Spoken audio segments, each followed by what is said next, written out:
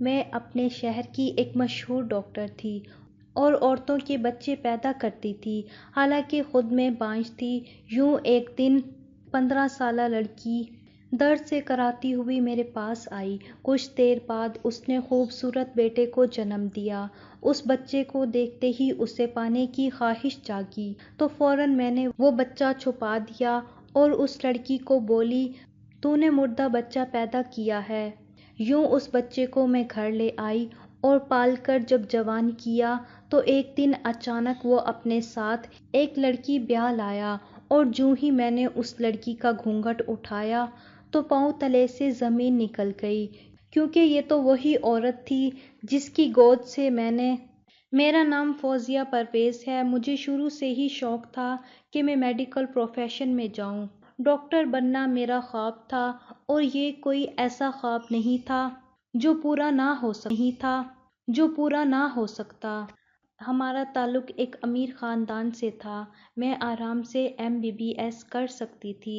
FSc کے بعد بابا نے میرا داخلہ میڈیکل کالج میں کروا دیا۔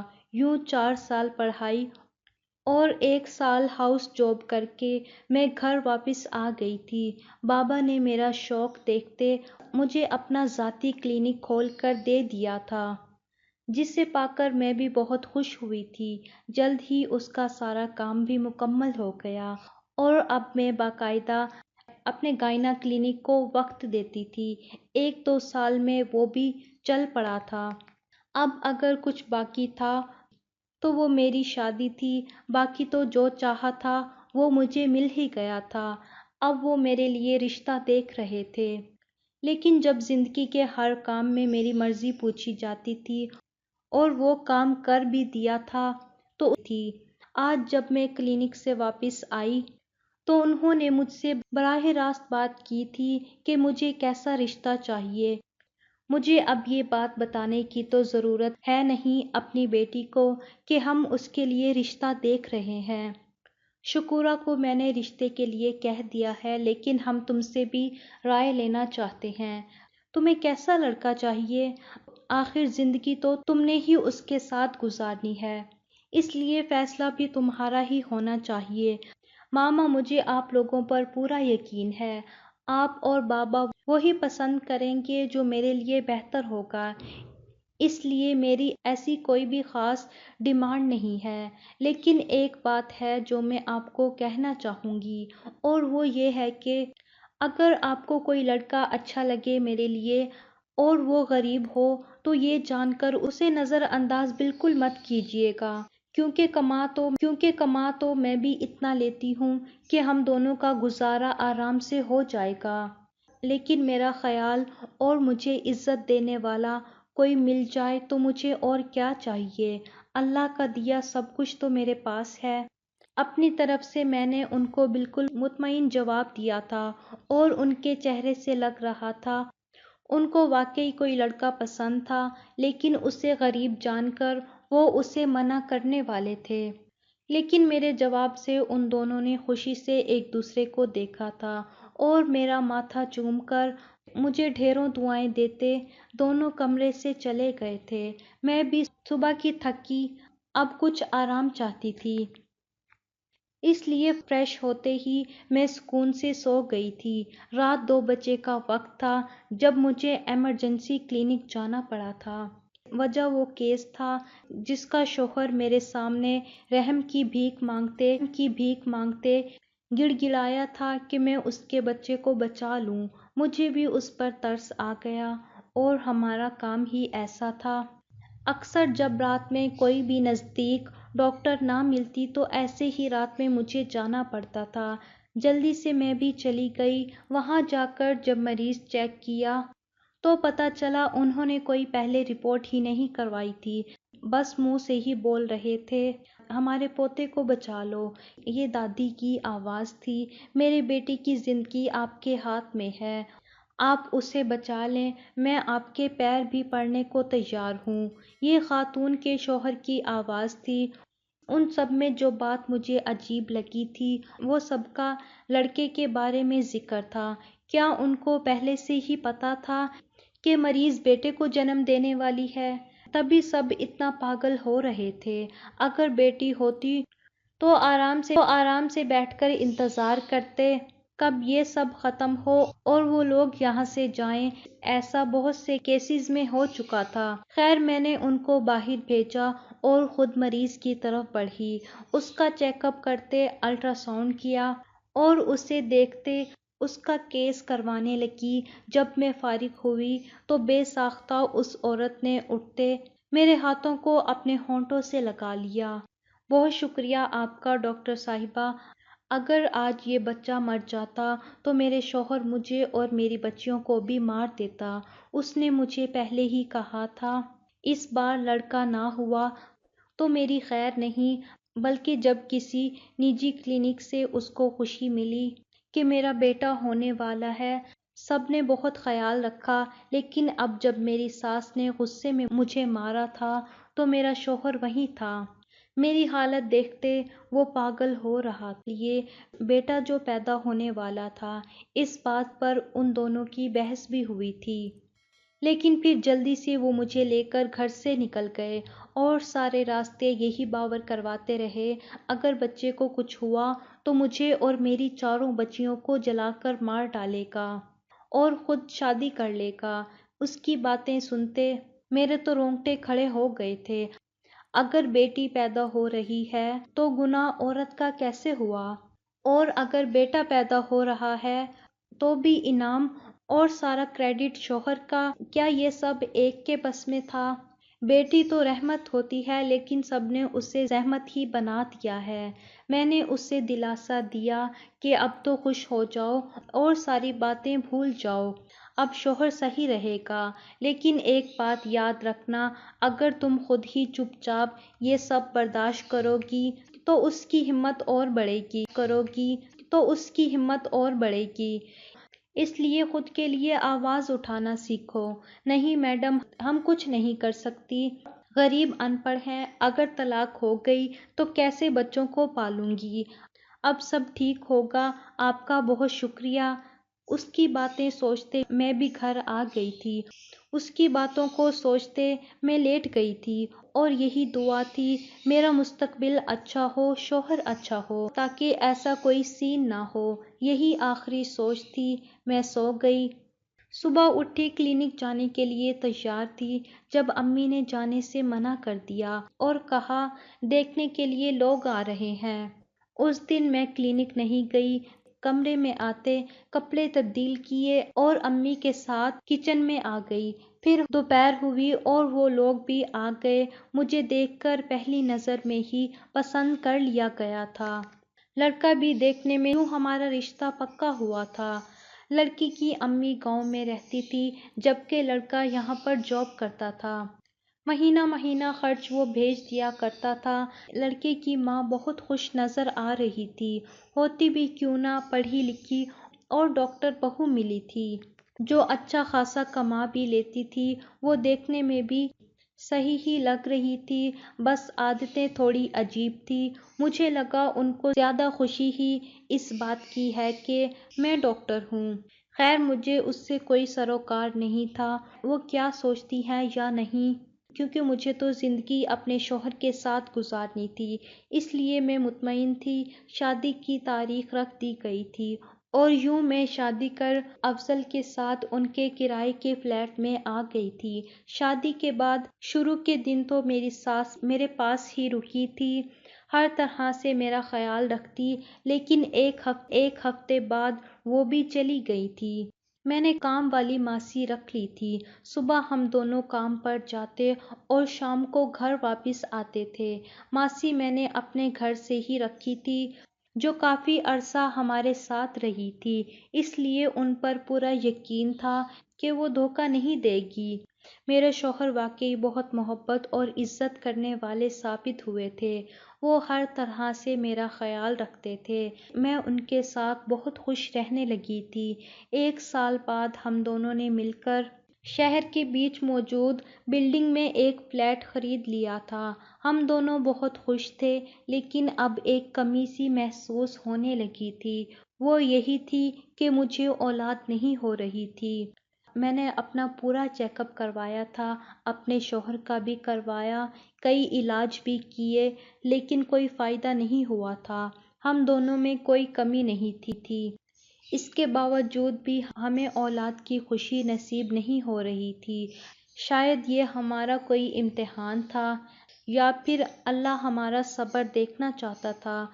میرے شوہر تو اکثر کہتے تھے ہم دونوں ایک دوسرے کے لیے کافی ہیں، اگر اللہ نے چاہا تو ہمیں بھی یہ خوشی ضرور نصیب ہوگی، تو تم یوں بیکار میں پریشان ہونا چھوڑ دو۔ میں اور کیا کر سکتی تھی؟ میں نے بھی یہی سوچا کہ شوہر کی بات میں دم تو ہے، اس لیے کچھ اور عرصہ ایسے ہی گزر گیا۔ اب تو شادی کو 8 سال ہو چکے تھے۔ میری ساری امید ٹوٹ چکی تھی، میں مایوس ہو چکی تھی۔ اب مجھے یقین تھا ایسا کوئی معجزہ یا کوئی ترکیب کچھ نہیں ہونے والا ہے۔ میں کوشش کرتی تھی کہ خوش رہوں، کیونکہ جب میں اداس ہوتی تو میرے شوہر کو بالکل بھی اچھا نہیں لگتا تھا، اور کرتے بھی کیا، ہم دونوں ہی تو گھر میں رہتے تھے۔ بس اب سوچ لیا تھا اب ایسے تو کچھ نہیں ہونے والا، کچھ اور ہی سوچنا پڑے گا۔ میرے شوہر نے تو مجھے بچہ اڈاپٹ کرنے کا بھی مشورہ دیا تھا، لیکن مجھے تب وہ مشورہ خاص پسند نہیں آیا تھا۔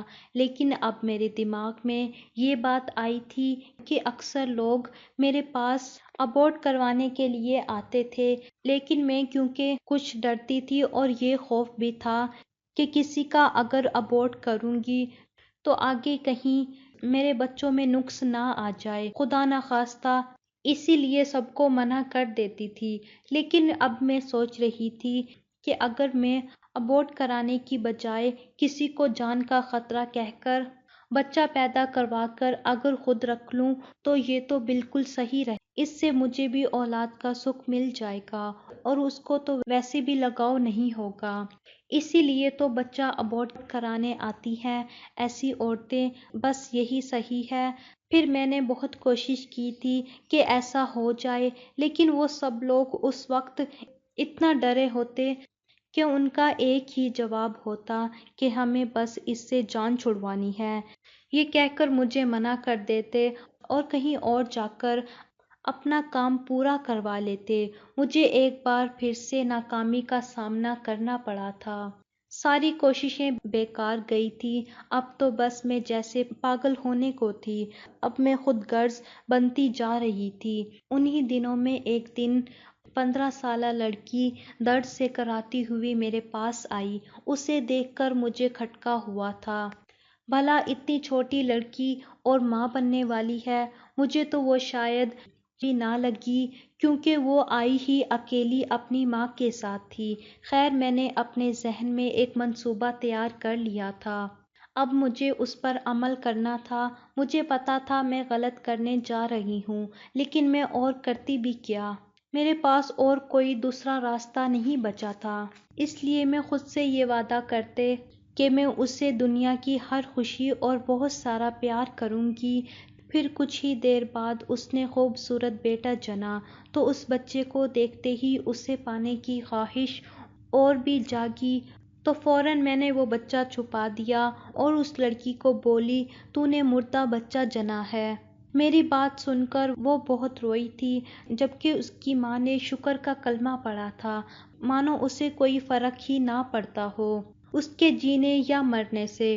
اس نے ماں کو سمجھایا کہ چہرہ ہی دیکھ لینے دو، لیکن وہ نہ مانی، اور جیسے ہی میں دوسری طرف گئی وہ اپنی بیٹی کو لے کر وہاں سے فرار ہو گئی۔ یوں اس بچے کو میں گھر لے آئی۔ میرے شوہر نے جب مجھ سے پوچھا تو میں نے اسے یہی بتایا کہ کوئی اپنا بچہ چھوڑ گئی ہے، اس کا مطلب ہے اسے یہ نہیں چاہیے تھا۔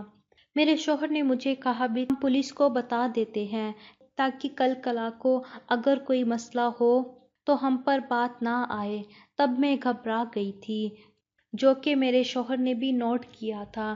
اس نے مجھ سے پوچھا بھی تھا اگر ایسا کچھ ہے جو میں نے غلط کیا ہے تو میں اسے بتا دوں، لیکن میں نے اسے کچھ نہ بتایا اور کہا کہ اگر پولیس کو بتایا تو کیا پتا اس لڑکی کی زندگی ہی برباد ہو جائے اور پھر کوئی اس سے شادی ہی نہ کرے کیونکہ وہ جوان لڑکی تھی۔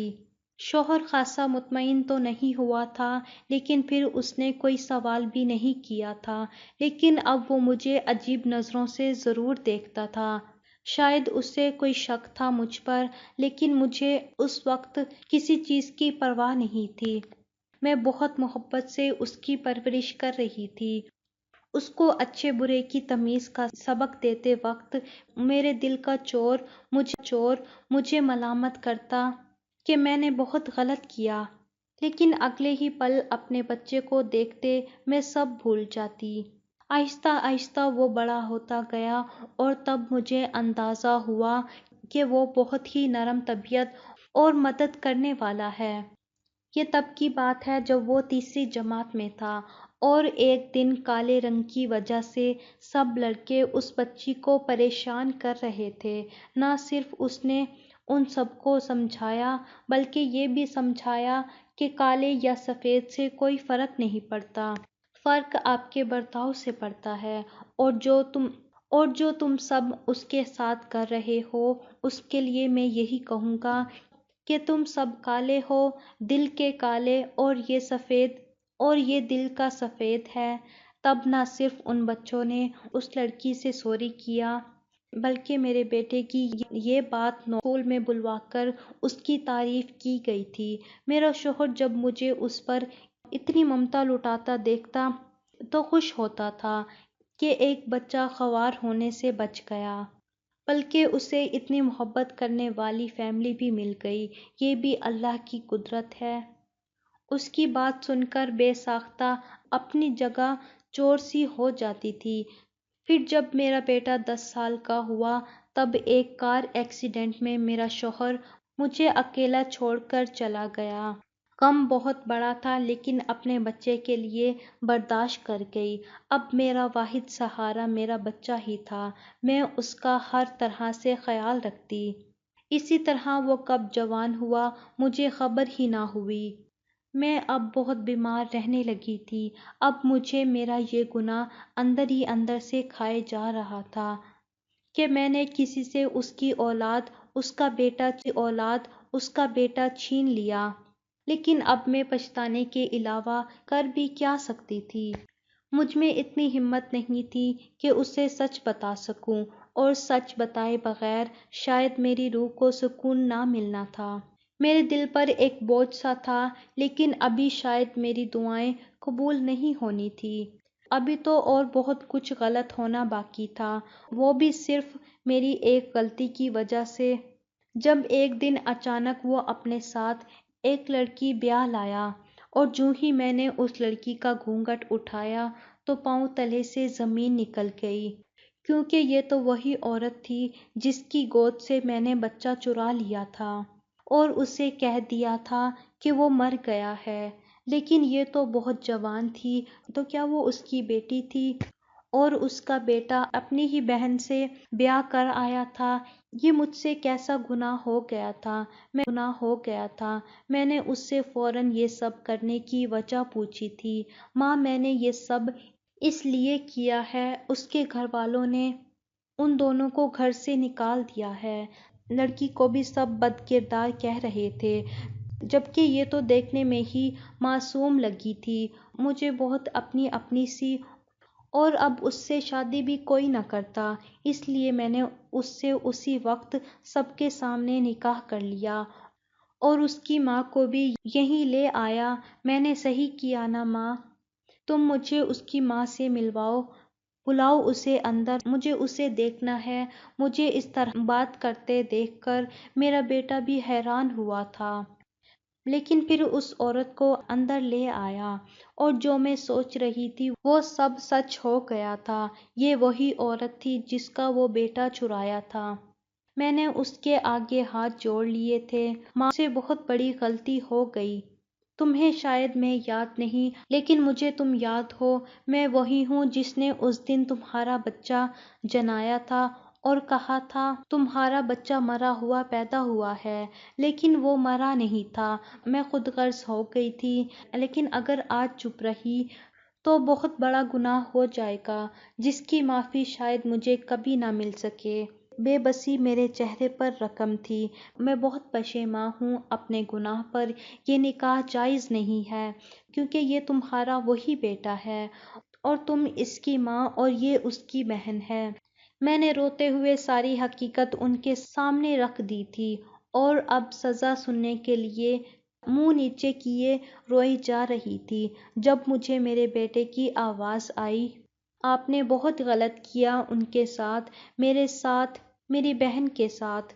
لیکن ایک بات میں پھر بھی نہیں بھول سکتا کہ آپ میری ماں ہیں اور میں آپ کو اس لیے نہیں معاف کروں گا کہ آپ نے مجھے پالا اور اتنی آسائش بھری زندگی دی، بلکہ اس لیے معاف کروں گا کہ آپ نے ایک اور بڑا گناہ کرنے سے مجھے بچا لیا۔